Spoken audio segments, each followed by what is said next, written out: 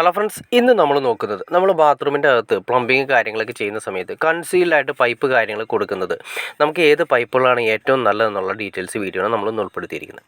നമ്മൾ ഈ കാണുന്ന പോലെ തന്നെ എല്ലാ പൈപ്പും ചൂടുവെള്ളത്തിൻ്റെ പൈപ്പാണെങ്കിലും പച്ചവെള്ളത്തിൻ്റെ പൈപ്പാണെങ്കിലും നമ്മൾ കൊടുത്തിരിക്കുന്നത് നമ്മൾ ഈ പറഞ്ഞ രീതിയിൽ CPVCയുടെ ഹോട്ട് വാട്ടറിൻ്റെ പൈപ്പാണ് കൊടുത്തിരിക്കുന്നത്.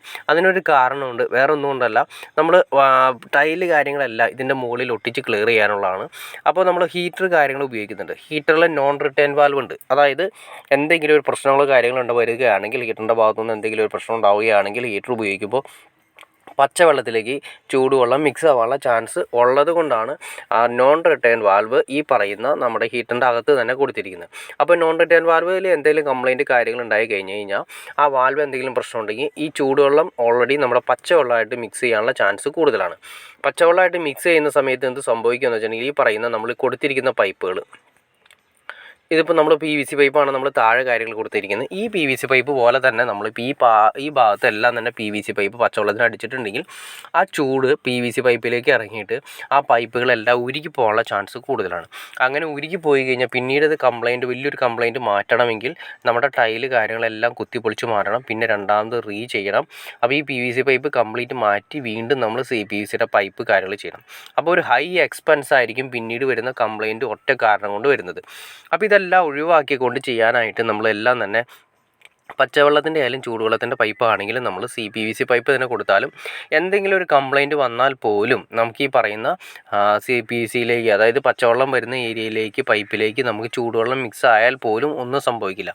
അപ്പോൾ അത്രയും നമുക്ക് ഈ എക്സ്പെൻസ് ഹൈ എക്സ്പെൻസ് വരുന്ന ചെറിയൊരു വ്യത്യാസം, അതായത് ആദ്യമേ തന്നെ പ്ലംബിങ് ചെയ്യുന്ന സമയത്ത് ചെറിയൊരു വ്യത്യാസത്തിൻ്റെ രീതിയിലാണ് വരുന്നത്. പ്ലംബിങ്ങിൻ്റെ ലൈനിൽ നിന്നും ചെറിയൊരു എക്സ്പെൻസ് കൂടുതൽ മാത്രമേ വരുന്നുള്ളൂ.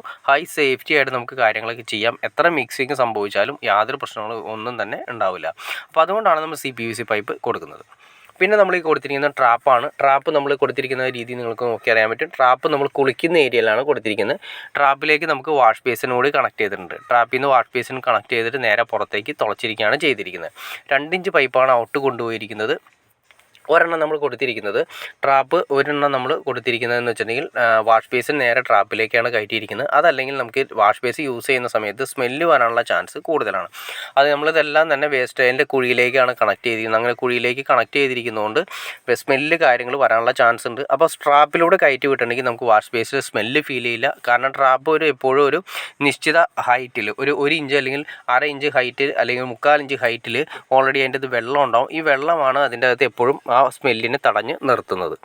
അപ്പോൾ ട്രാപ്പ് യൂസ് ചെയ്യുന്നത് മസ്റ്റായിട്ട് നമ്മൾ ബാത്റൂമിൻ്റെ അകത്ത് ട്രാപ്പ് യൂസ് ചെയ്തില്ലെങ്കിൽ സ്മെല്ല് വരാനുള്ള ചാൻസ് കൂടുതലാണ്.